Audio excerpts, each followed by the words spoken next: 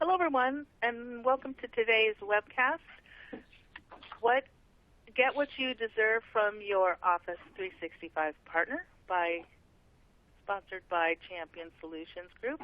I'm Tracy Cook with Redmond Magazine, and I'd like to thank you all for joining us. Just a few housekeeping details. We're hosting a Q&A session after the presentation, and we encourage everyone to participate. The webcast is being recorded and will be available for replay. You'll receive an email when the replay is available. And today we have a fireside chat format. We'll have our moderator be Scott Becker, and our guest is Christopher Pyle. Christopher is President and CEO for Champion Solutions Group. He began his career with Champion as a sales representative in 1986. Over the years, Chris has become the driving force behind the organization's development of key strategic alliances and solution portfolio. It's his vision and innovativeness that capitulated Champion up the ranks to become a $100+ million organization and one of the most respected solution providers in the industry. And as I said, Scott Becker is our moderator today. He's the editorial director for Converge 360. Scott has many years of experience in the IT field. He is a noted author, writer, and speaker. So without further ado, I'd like to pass the webcast over to Scott. Scott, please take it away. Thanks, Tracy, and hello, everyone. Welcome to today's Fireside Chat style webcast. So this is the second Fireside Chat that we've done with Chris Pyle and Champion Solutions Group. And in the first one, we talked about how Cloud Solution Provider, or CSP, is becoming the most prevalent way for organizations to obtain their Microsoft Cloud licenses and other licenses, as Microsoft favors that model more and more. A lot of people are still getting their arms around how CSP works, so we'll touch on some of those basic differences today between CSP and EA. But if you're interested in a really deep dive on that, I'd recommend going back and checking our discussion from November.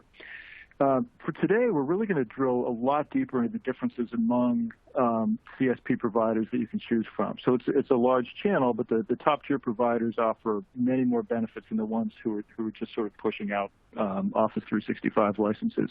So we're really going to get into that today. And some of the topics that we'll discuss will be what you can expect from your partner on security, cost optimization, streamlined administration, and onboarding and offboarding of employees as part of your Microsoft Office 365 investment. So Tracy already shared some information about Chris, who's the CEO of Champion Solutions Group and its cloud business unit, MessageOps. But I'd like to add to that. You know, one of the many hats that I wear is the editor of Redmond's sister site, Redmond Channel Partner, and in that role, I've covered the evolution of the CSP model in the partner channel for more than a decade. And in that time, I've turned to Chris countless times as a source of information and context and sort of straight shooter analysis of what was happening there. So that's why I'm really excited to share this forum with really one of the foremost experts on CSP in the industry. So Chris, welcome to the webcast. Hey, Scott, thanks a lot for inviting me, and look forward to a great conversation with you and the audience. So thanks again. Super. Well, we've got a lot of great material to cover over the next hour, including some demos. So let's get right into it. I guess, first off, maybe you could just, tell us a little bit more about Champion Solutions Group and MessageOps.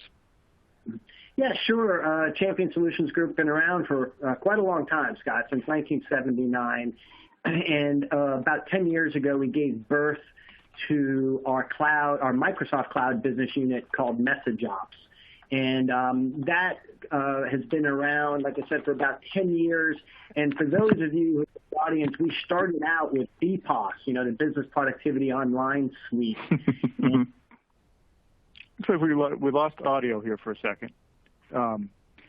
We'll wait for Chris to get back in, but I think he was talking about the Business Process Online Suite. If I'm remembering, the title, and because that was a while ago. I think that was 2009 or so that was launched, maybe 2008. But there's really been a lot of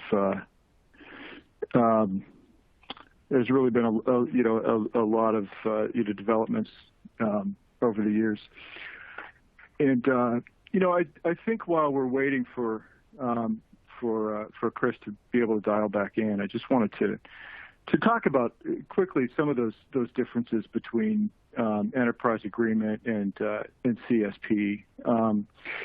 The enterprise agreement is really what people are used to as far as dealing with Microsoft, but there are key differences between the two. And so with the enterprise agreement, the number of users or devices, you've got to have 500 or more. For CSP, it's flexible. It goes all the way down to the smallest shops. But it's really, on the payment, the upfront yearly payments are, the way the enterprise agreement works is a big capital expense versus on CSP, you're really looking at a monthly payment and, a predictable, cost. It's just not a big hit. And with EA, it would be sort of 3-year. True up billing in EA, none of that in CSP. Contract terms, you've got the 3-year commitment on the EA, whereas CSP is more pay as you go. And then there's the, things like ongoing support. That's not included in the EA, but premier support is part of the CSP. And then you've got provided services. In the EA, it's basically all the Microsoft products, even the ones that aren't in use. On CSP, it's, Office 365, Enterprise Mobility Suite, Azure, Dynamics Online. Those are all the ones that are, broadly understood. But it really goes much deeper than that. There was a period where there were very few products in the CSP model, and now almost all of them are there. I think I might hear Chris. Chris, are you back? Yes, I am, Scott. I don't know what happened, but it just stopped. No problem. I was just one of the things was I was going to ask you about the difference between the EA and CSP, but I just went ahead and sort of went through those. But in your view, what is like the key difference, or maybe the top few differences between CSP and EA? I think the biggest really is, Scott, is the flexibility, the ability to allow people to really have the software as a service, in this case Office 365, on their terms. To be able to, instead of prepaying years in advance for software that you may never use, or if you hire people or fire people, and this whole idea of a true-up is just so like 1990s. And the ability, it really is. And then this thing to go ahead and say, oh, wait a second, you're going to get fined. I mean, the opportunity, and I know that's a bad word, nobody really liked that, but the idea that you're going to, get fined if you're overage and things like that, I don't think Microsoft, that's not what they're about, and they really want the ability to have, people have it on their terms. And I really feel that people really are enjoying the ability that if they hire 100 people, they pay for the 100 people. If they fire 10 people, they let those people go, let's say, that they're only paying for it to utilizing. And then if they find out that they're not utilizing the full suite, that the ability to, turn down or maybe move from a, one SKU to another SKU on demand is really something that I think they're really enjoying from that perspective. But that's what we're hearing, and we're just seeing more and more enterprise customers move to the CSP program. So, Scott, I just want to make sure that I'm back online, that you can see my screen and such. I can, yeah. So right now I can see the EA versus CSP screen. So, and that's partly what I was going through, while you were off. But overall, what should an IT department expect from an Office 365 partner? Yeah, so that's what we're going to review today. So I think everybody in the audience, right, is the question you should be asking yourself: if the commodity is Office 365, in other words, if Office 365 is the product that you can buy from anybody, then what is the true value that your provider is delivering for you? Whether you're paying $200 a month, $2,000 a month, $20,000 a month, $200,000 a month, what is your CSP, your cloud solution provider, doing outside of just delivering licensure? What should you expect? And that's what we're going to review today. So, Scott, the one of the things that I put together working alongside a lot of our clients is this value checklist. Now, The first thing, Scott, is, there's table stakes. In order for you to become a Microsoft CSP, all right, you must be able to provide the Office 365 SKUs. So in other words, you must be certified and knowledgeable, and you need to pass certain rules, requirements, tests, and be knowledgeable of the products you're selling. Well, that's table stakes. So Microsoft demands that. The next thing that Microsoft demands is that you provide, being the CSP, your customers a 24/7 help desk, okay? So to be able to answer level 1 and level 2 calls. So that is something that, again, is table stakes. But now, Scott, some of the things that we do that, our channel, our partners, our end user customers get. The other thing is, do they provide you a portal that gives you the ability to do real-time adds, changes, and removals to and from your Office 365 tenant without any interruption or having to call your partner? Right now, Scott, we have about 2,600 companies on our platform that we're going to demonstrate today that do that, the adds, changes, and removals, on-demand service without the necessity of calling up a middleman. If they want to call us and help us, we'll gladly walk them through, or we'll do it completely without. If you just said, hey, I want to add 100 seats, we can gladly do that. But in a lot of cases, customers want the ability to do that themselves.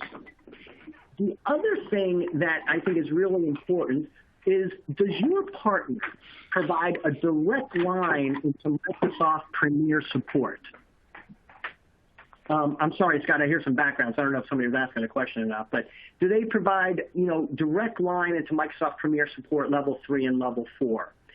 The thing that you need to your Microsoft partner is we pay about $50,000 a year directly to Microsoft so that we, when our end users call us, okay, about any problem, not just things around Microsoft Cloud, but maybe it's a connectivity or maybe it's something else, we can call directly into level 3, level 4. So we champion have our own Premier support contract that we leverage into it. So you must ask your partners that too. Are they spending, real money out of their pocket for a Premier support contract to support their clients? And Scott, a lot of other people don't know this, but does your partner or your CSP partner that you're considering using, do they buy directly from Microsoft, or do they go through distribution? In other words, is there a middle in between the end user, your CSP, and Microsoft? So really, the question that you should ask yourself, if I was looking for a CSP partner, is how many times removed am I from Microsoft? Champion, we buy directly from Microsoft and sell directly to the end user. And why is that important? Well, there's no middleman, so we know what the middleman means. And the other thing, when you go back up to that help desk, and you're saying, well, who is really providing the help desk support? Is it Champion, your CSP, or is it the CSP via the distributor, the middleman, before it gets to Microsoft? These are questions that you must ask when looking and considering how far away and removed you want to be. And in some cases, delegated admin rights are mandated for managing the Microsoft 365. So once again, you must ask, who am I giving my delegated admin rights to? Is it my CSP, or is it my CSP and their distributor? And these are things that you must ask as an end user that are important.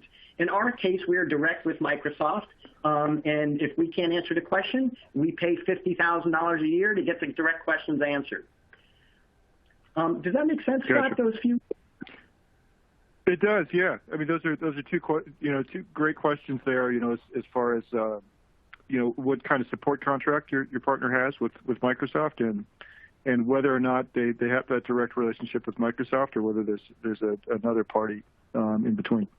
Yeah. Yeah. So that's makes sense. A little education. So the other things that what we do and what we deliver is what we've come, and again, managing, like I said, 2,300 clients and having a tremendous amount of respect for them, and we are a developer. They came to us and said, look, the reality of it is we need an uber easy way to manage Office 365. We need an uber easy way for reporting.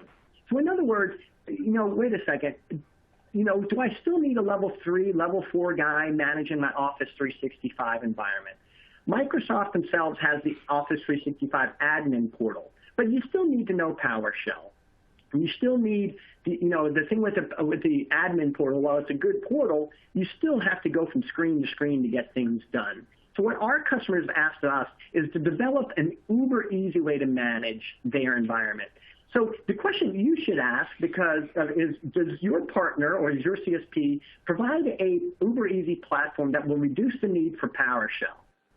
Do they provide a platform that will really enhance your company's Office 365 security posture? Help you, the end user, manage and control your Office 365 spend, improve your license management. And we know that quite often the end user community needs to export PSTs, and whether it's for litigation reasons or whatever it might be, for maybe legal search or something, are they providing an easy way to do that? Right now, our platform today handles between 20 to 30 transactions a month. And those 20 to 30,000 transactions a month are what we call hire to retire, onboarding and offboarding of employees to and from Microsoft 365. So has your partner developed a streamlined workflow with templates to make this seamless? And are they offering and delivering, actionable reports that can help you with your security posture, reduce costs, and mitigate risks? And that's the other thing that, you should be asking your CSP partner, which we provide. The other thing too, right, Scott, is that we know that it's not just about buying Office 365, Microsoft 365. It's really this digital transformation that your customers, or the customer, or your customers, your end users, they're on this digital transformation. They're on this journey. So what is your partner doing to help you with adoption, help you with change management? We developed a platform we call the Office 365 Adoption Change Management Platform that really delivers a complete self-service help desk with tremendous knowledge base, which is self-service, that your customers can type in natural language and comes up with 5 solutions to that question. We give your end users access to 2,500 on-demand training clips. We also will work with them as far as helping them in gamifying the whole opportunity to achieve their learning and change management goals. We have, again, as I said before, an Office 365 department guide, how each department should be leveraging their investment. And again, we also provide, through this change management portal, a level 1, level 2 self-service help desk in some cases where the end user wants to just figure out, hey, how do I do something in Sway, as an example. And we have a very intuitive, easy-to-use platform that we provide, and that you should expect this from your CSP. We're going to demonstrate that in a minute. Hey, and Chris, before you move on to this slide or to the next slide, there's a lot of interesting things in here. I just wanted to get some more detail about. And it's one quick aside. We had one person on the call mention they've got a small screen and they're having difficulty seeing some of the slides. So I just want to point out to everybody in your console, there's a copy of the deck. So if you want to download that and follow along there, you can be sure that you're seeing all the everything that you want to see, and then you can sort of dip back in for the demo portion as well. But Chris, as far as this goes, the self-service help desk, the knowledge base. So that's end user focus or admin, like at the customer admin level, or both. What's the help desk sort of targeted at? So what we did is when we went out, we spoke to about 300 of our clients, and we went out to the office and we spoke to people in the accounting department, we spoke to people in the sales department, we spoke to people in different departments, and said, if you have a question regarding Microsoft 365, who do you ask? And we thought immediately they would say the help desk. But the reality of it, what the customers told us, the end user customer, not the IT pro, the end user customer said, you know what, the help desk is helpful when I change my last name, if I wanted to be added to a distribution or security group or something like that. But when it comes to learning how to do something, in my example, like Sway, like, how do I add a video to a Sway, or how do I do something in Teams? The reality of it was, we heard from our end users, was that the help desk really is no help at all. They don't know how to do it. So what we did is we created the ability to have the end user go right through the Outlook ribbon, click on a button, and be able to ask a question, and we will deliver 5 solutions to that question, either a video format, written format, whatever it might be. And again, just trying to be more responsive to the end user as they are trying to, adopt and consume the business investment that their company's made to make them a better employee in this Microsoft world with 365. I hope that answered your question. Yeah, no, that's great. That's really smart. The other thing I wanted to ask about was that department guide. I was wondering, so for the Office 365 department guides, what kind of stuff is in those? So it's interesting. So what we've done is we've, again, working with different departments in their change management strategy, we've really shared some best practices of how a sales department is leveraging Microsoft Teams, or how accounting is utilizing Flow within Microsoft, or what they can now call Power Automate, through the products, and, utilizing some best practices that we've learned from the hundreds of companies that we have worked with. So it's really, department guides, best practices, and the MessageOps members, they're really great. It's a great membership, and it's a really, really good, lively, network of people who like to share with each other, and especially with us. And when they come up with suggestions, we build out products to help them. But that's mostly coming from them. Gotcha. And one last question before I don't want to hold things up too much, but the gamification is always interesting. So do you guys do that on a per client basis, or are there like boards across all of your customers? How does that work? Yeah, so what we did is we have 2 ways to help with that. So we developed a learning management system that we call Crown. And Crown is a SharePoint learning management system that we give as part of the CSP. We give it to our customers.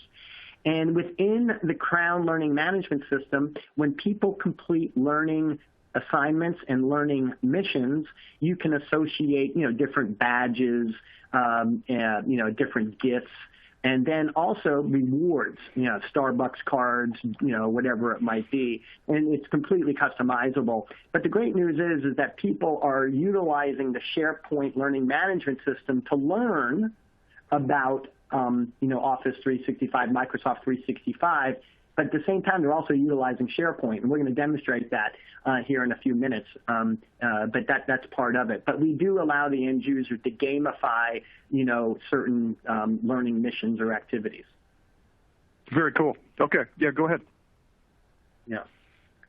Okay. I think I'm heading the right way. Okay, and this brings right up to this next part. All of our customers, it was amazing to me. It was truly amazing that the majority of the customers have SharePoint. But when, it's part of their Office 365 subscription, Scott, they have it. And when we went out and asked, we said, hey, are you utilizing it? And a lot of them said yes, but a majority of them said, no, not really, because we don't really understand it. We don't have a SharePoint developer on staff, et cetera, et cetera. But yet they're paying for it, right, Scott? So doesn't that upset you? I mean, like you're paying $1 for something, but you're only utilizing 50 cents of its value. So it's really worth 50 cents. And so what we did is we developed that all of our customers get, and you should be getting too, from your Microsoft, your CSP. We developed these pre-built, feature-rich SharePoint, offerings. One is a intranet, okay, that we deliver. We talked about Crown, which is our learning management system. We have a departmental request and employee onboarding system. And we have a contract and asset management system that is part of your monthly fee that you're paying for Office 365. We give this to our customers to make sure that they're getting the most value out of their Microsoft investment. So we do give that away. And I'll demonstrate some of that in a second.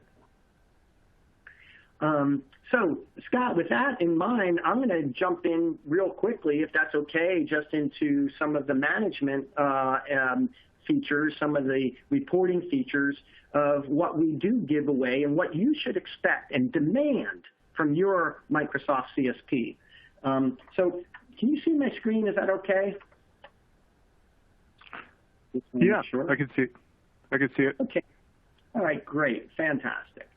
So the first thing that I want to show you is this is what I'm bringing up is Inscape 365. Now, what is this? So, Scott, the first thing is this is a management and reporting platform for IT professionals. What we've done is we've taken hundreds of PowerShell commands and access to the Graph API. And we have made one of the most, and according to our users, the most simplest way to manage, report, and help control costs and improve your security posture, utilizing this platform we call Inscape 365.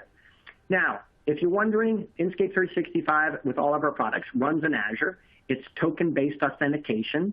And meaning that we don't need your global admin credentials. We're going to pass a token to you, and it supports multi-factor authentication. But, I'm not going to go through everything here. But as you can see, it's elegant, it's easy, it's not threatening. But at a click of a button, you can, this is just a dashboard that you're seeing. But at a click of a button, you can say maybe, you wanted to know, Scott, like, hey, I want to know who's forwarding all of my, forwarding their emails outside of their domain. Well, you don't need to be an expert in order to do this. You click one button, and, why is Blake Hodgkins sending all of his email from Champion, from Champion SG to his Gmail account?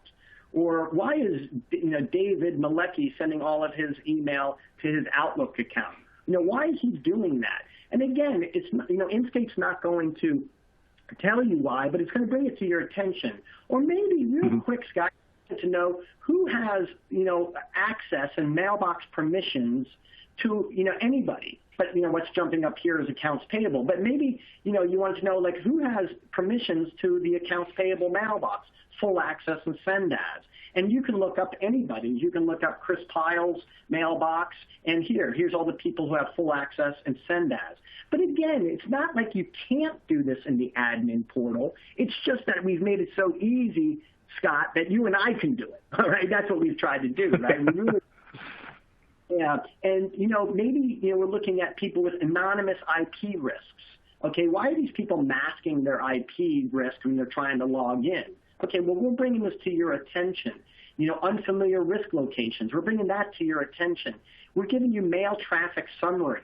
Up front, good in, good out, spam in, spam out. Real quick, maybe you want to know all the passwords that have set never to expire. Very simple, and we know that that's a bad thing, right? You want passwords to expire. You want strong passwords not required. Who the heck is that? And you can run a report real quick here on those things. Inactive users in 30, 60, 90 days. Well, wait a second. If we have this, people inactive, but I'm still paying for their mailbox, why don't I go ahead and save some money and turn those off?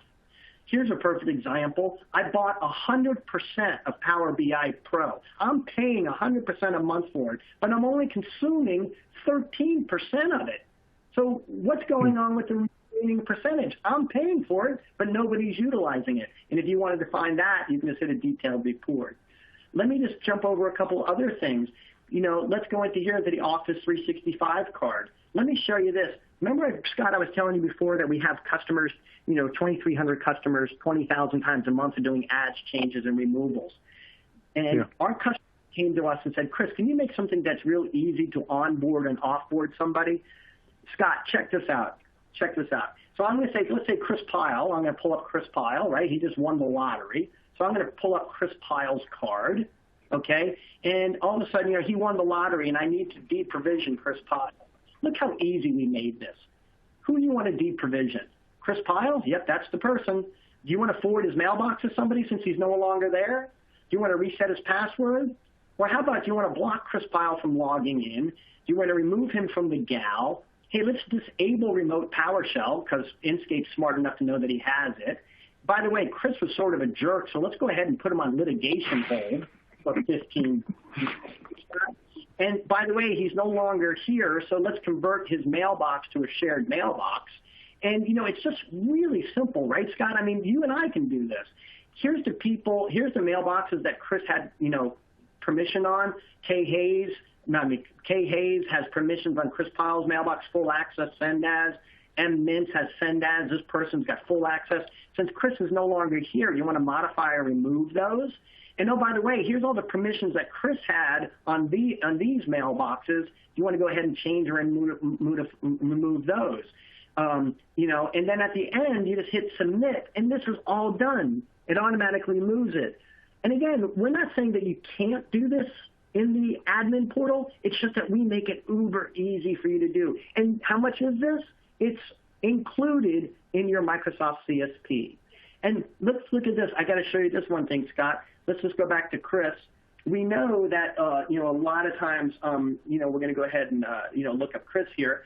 And let me just pull this back up. But let's say you wanted to export Chris Pyle's mailbox. It is just so easy to do that. You can just come over here, hit export mailbox as PST. Look at this. One export. Push PST export. It's done. In the admin center, that would require multiple screens, multiple steps. With us, we just made it really simple. Go ahead and click export, and then we'll do that. I don't have the time, Scott, to go through everything, but I think you see how simple and easy we made this.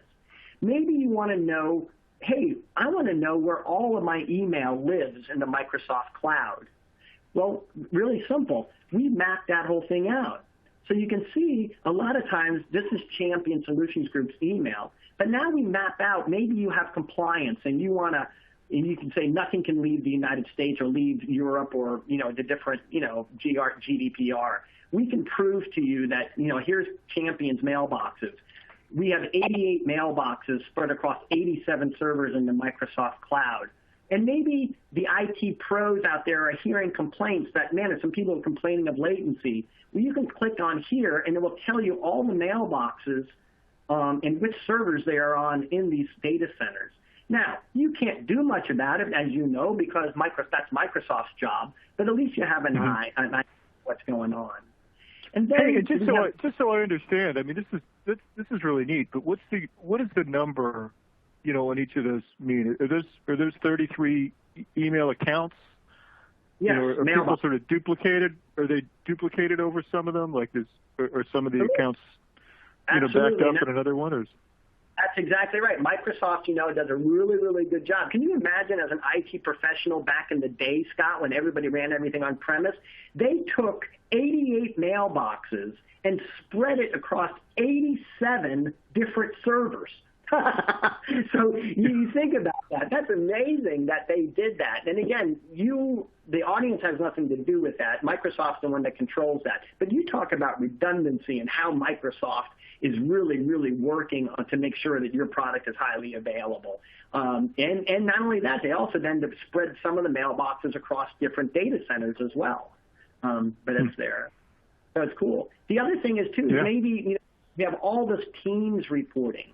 And, click of a button type of stuff. Like, I want to know the people who are not utilizing, Teams calls, or maybe I want to know the Teams who's not utilizing private chat. So I'm going to hear that Jason White hasn't used private chat, since November 12th to December 11th, the past month.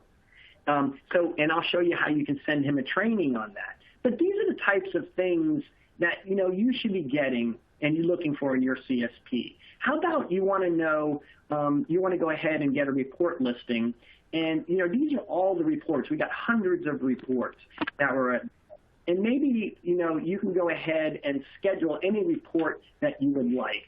And you can go ahead and set up those, and here's all the different, things you can do. So if you want to look at all the different Microsoft Teams, inactive by Teams meetings and things like that, and when is the last time you ran it, you can set these reports up to.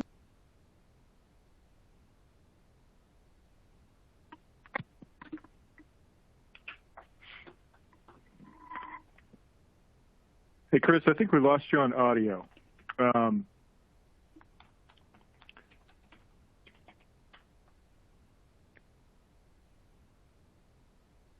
So we're going to, while we try to let Chris know that his audio is not working, I think he's going to keep showing us some stuff here. So we're looking at some Office 365 dashboards.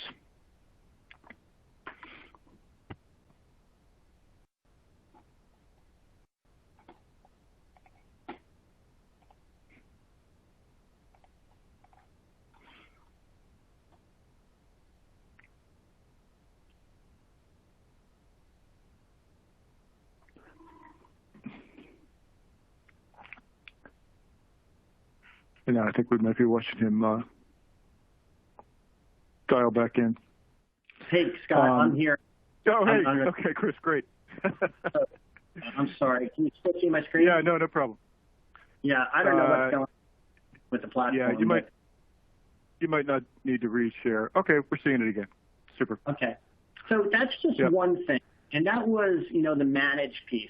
We were talking earlier, the other thing, too, is that we also provide, Azure recommendations and the like. And the one thing that I talked about before is the onboarding, offboarding. So I want to just talk, really quickly about that. So here, if we go in, let's say we're provisioning users, we make this thing uber easy. Remember, Scott, when I showed you when I won the lottery, I removed myself? The customers, they really love that. But they said, well, can you make it easier when we're hiring people? So what we've done now is we allowed you, the end user, to create templates that for any job position that you might have. And let's just say it's a inside engineer. And again, I don't know, everybody out there. But you can title it whatever you want, give it a description. What department is it? You can say, inside engineer is the title.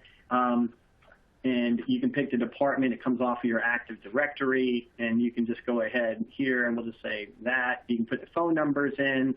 And now what you're doing is you can come out and say, great, for the inside engineer provisioning template, I don't want them to have Outlook web access. I don't want them to have OA or POP mail access. On the Exchange properties, I want audit enabled. I want archive enabled. You can put them on litigation hold, mailbox retention, address book policies. You can create regional configurations. And then you can come out and say, you know what, every time I hire an inside engineer, I want to add them to a security group. and I'm just picking whatever I might have here. I'm going to say, MS engineers, add them to a security group. Oh, by the way, they're part of the engineering, shared mailbox. If I have one, I'm just going to pick one that I know I have. And I'm going to add them to the, a shared mailbox. And oh, by the way, I want to add them to this team, and whatever the teams are that, the customer might have, we can go ahead and add that to them. And then you can go ahead and say, you know what, all these inside engineers, we're going to give permission to their manager, Stacy, and we're going to give them full access to that. So now what you've done is we have now created a new inside engineering template. So when you do go ahead and hire and provision somebody, all you have to do is just go ahead and select that template, and it will automatically go ahead and do everything so you don't need to. And you can do that in bulk, by the way. You can do it in bulk. So a lot more to show here, but this is just one of the many tools that you should expect. The other thing, too, is we talked about the adoption. So, what we've done is, like I said, we developed an adoption portal, and this can be located within the inline of the Outlook ribbon, or in the question mark if you're using Outlook Web Access. But, in here, you can go in and automatically say, help me. And here are the, questions that you can ask. You can say, you can discover a category to ask questions by, or you can just do a free form question. As we can see, somebody asked, hey, how do I change the color of my calendar? You can ask it anything, but let's just pick that for time. How do you change the color of my calendar? And you can find that, and you'll see here that what it does is it goes out and it picks out and says, well, do you want to change the appearance of your calendar, the background of your calendar? You want to assign a color category? What did you mean by that? So it brings that out, and either the end user can say that resolved my issue, or have help desk contact me, select that right into, and we route these tickets over to your help desk.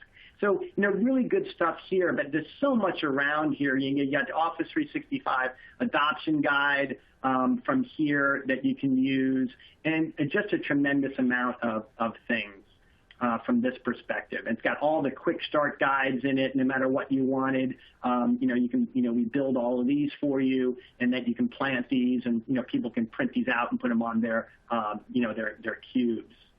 But yeah, this is really, really handy. We have thousands of customers that utilize this, that we give this to, and go from there. The other thing, too, I want to show you as well is that we also have hooked up all of our tools into ServiceNow. So, for example, if many of you out there, Scott, I'm sure you know, ServiceNow is a big deal. So, a lot of people ServiceNow. So here, our products, Inscape, we can connect right into your ServiceNow and take your whole Microsoft 365 environment and bring it into your ServiceNow portal. But not only that, and I'm not going to go through all the different reports and all the different things that we can do within ServiceNow, but the key piece is, Scott, that a lot of our end users asked us and said, look, we use ServiceNow as our HR workflow. And we would love to be able to take those templates, and when we hire somebody through ServiceNow, is to be able to automatically go out and check how many licenses we have available. And if we don't have any licenses available, go out and purchase them and assign them to the end users that we just hired. And we can do all of that through the ServiceNow workflow connected into the Microsoft Cloud. We think we're the only ones out there that are doing that presently. And then the other thing, a lot of customers said to us, hey, we use ADP as our payroll system. Can you connect my ADP system into Office 365 Microsoft, so when I'm hiring or firing people and I'm using ADP as my workflow engine, can I connect that into your system? And we've made that connection because of our open API. And then the other thing is, too, is maybe we have over 2,500 trainings that we have that you can access. And again, these are things that you should demand from your partners that you're paying this money for, because all of this comes with ours. But maybe when you're hiring somebody and you're hiring that inside engineer, you want to say, hey, look, you have to take your Teams test in order to, get onboarded. And you can come over here and take that. Microsoft Teams. So you can take all of these different things as well. So, that's a lot of the great stuff. And then real quick, I know we only have limited time here, Scott, but, we spoke about, the different intranet sites and the different SharePoint sites. And I just want to give you just a quick glance. And I know we're pressed on time here, but here is a perfect example. This is our intranet, but this intranet is something that, we have templates. It rides in the end user's Office 365 tenant, but it has everything from employees, events, birthdays and anniversaries, departmental requests, recognition, business objectives, Facebook feeds, Twitter feeds, calendar, special offers. And Scott, all of these things can be, completely customized. You can move these around if you want. You can do anything you want with them. Room reservations, we know that's a big thing for a lot of customers. Hey, I want to reserve this room, and I need to reserve these headphones for that room, and we can do all of that. And then the other thing within the SharePoint that we give to our clients is the ability to have learning management systems we spoke about before. And again, I know we're coming up on time, but I think the point being, Scott, is that we deliver a tremendous amount of value outside of what you're just paying for Office 365, because anybody can deliver Office 365. So we want to make sure that our customers are getting the most value for their buck, and that's really what we're trying to focus on our customers. Okay. Yeah, and so I had a quick question about Inscape. So is that automatically then, it's part of the service that you provide? So is are all your customers automatically provisioned into it, and they all use that, or do they sort of have to choose to use it sort of above and beyond, the Microsoft admin portal? Yeah, so they're automatically, again, we don't discontinue the Microsoft portal at all. It's just that we make these available, and it's automatic. I mean, it's literally, next, and it's up and running in the customer's tenant from there. Yeah. So it's very, very easy to do from that perspective. The other thing, I know a lot of customers ask, well, how hard is it to move from one CSP to another? And it's not. I mean, Microsoft has made it, a thing where they're not trying to hold you to anybody. The reality of it is every time, every day, we as your CSP have to earn your respect, and we have to earn your business. And so it's relatively easy to move from one partner to another. It only takes about 5 minutes to do that. But, from Inscape, you can manage, you do your adoption, you can work on your ADP integration, your ServiceNow, you can manage your training, you can go into all your Office 365 backups and, manage all your backups in here as well. As you can look in here, and you can do searches. If I wanted to look on, a leaf, I can, look up anything I wanted to, sign a backup license if I wanted to. I could search and restore his mailbox. But again, all being done from one interface, and everything showing up on one bill. And these are just some. And again, I could spend a lot more time on the value-added offerings. But I think the point is that what are you getting for your Office 365 investment besides just licensing? So that's really all I got. Hopefully it was a good use of your time. Sorry about the technical difficulties. Not sure why the platform kept dropping me. No worries. You always called called back in fast, so we were all good. Hey, a couple of questions are in here. One of them, and I'll kind of add to this one because, as part of the demo, you were showing usage of various things, and I think the example there was Power BI. I think was a 13% usage or whatever in what you were showing. But what do you guys do to help customers take full advantage of the applications or licensure that they have within Office 365? Right, that's a great point. So what we do is that these are all tied together. So in other words, if we see, that, let me just go back in here real quick, and I'll bring this up as an example.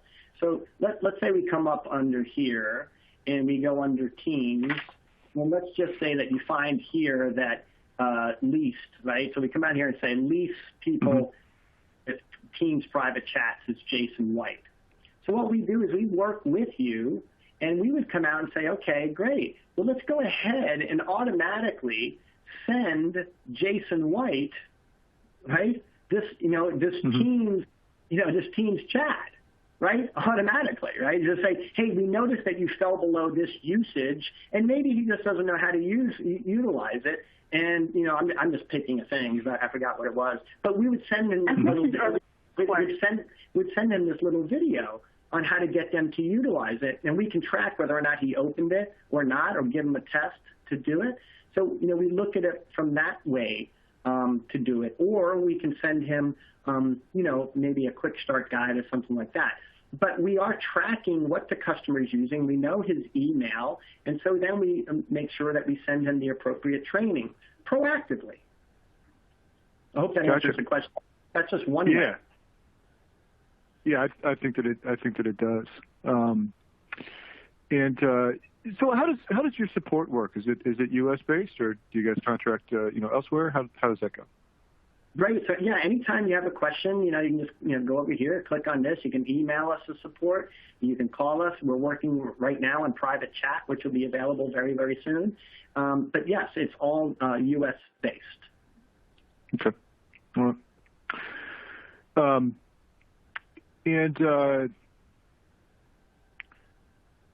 I guess we've covered a lot of ground here, and the demos have been really good. Does really bring home what the platform has and what you guys offer, above and beyond on CSP. But to kind of wrap up, Chris, what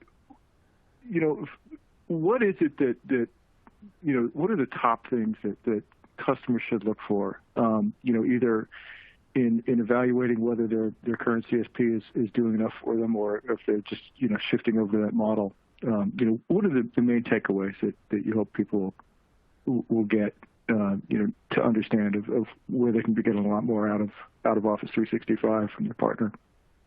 I think it's interesting. I think that question is good because the way Microsoft has matured this, right, is as people move away from their EA into the CSP model, now all of a sudden there are a lot more partners than just the typical EA partners. Like back when the EA, there's only a handful of them, right? There's 5, maybe 8 of them, and really what their expertise was licensing. But as things move to SaaS, and you can control the licensing on when you're hiring or firing somebody, and it automatically, through our platform, it automatically turns them off.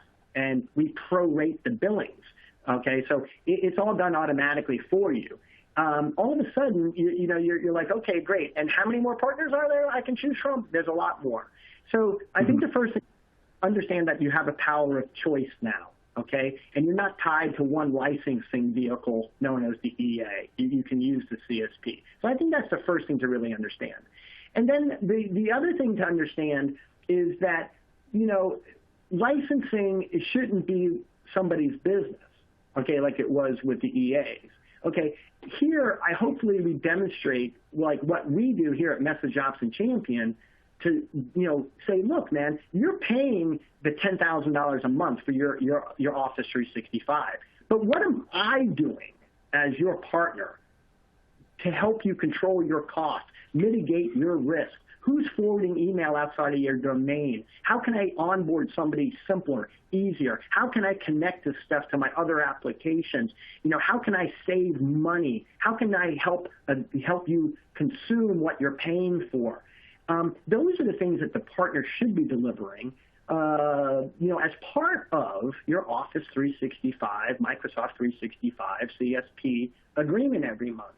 And I think that's the real important thing, is to understand that there's been a tectonic shift in, how Microsoft and its partner community are delivering, services and value-added services. And I think the other one to know is if you're evaluating, going back to that original slide, are they a direct Microsoft partner? Are they going through an indirect? Who's the indirect partner they're working with? Do they have delegated admin rights? Are they the ones answering the help desk calls? Really, who am I working with? And a lot of times people are pretty amazed about that. Yeah. Okay. Well, I think that's a good place to leave it. Chris, thanks so much for your insights and and for running us through these demos. They've been really enlightening. I guess I also wanted to thank you for sponsoring this webcast. For Champion Solutions Group and MessageOps, and I want to thank everybody for attending.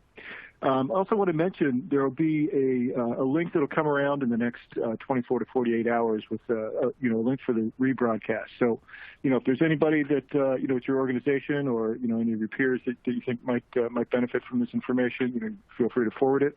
And also, there's a lot of content there in those demos that you might want to rewatch. I suspect I will. So with that, thanks again, Chris.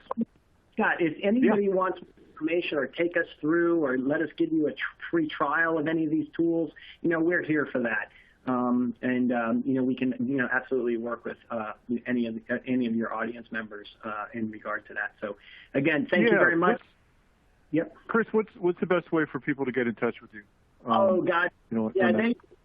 They can just call us, or they can just go to MessageOps.com and just hit get started and and fill out that form, and we'll be right back in touch with you.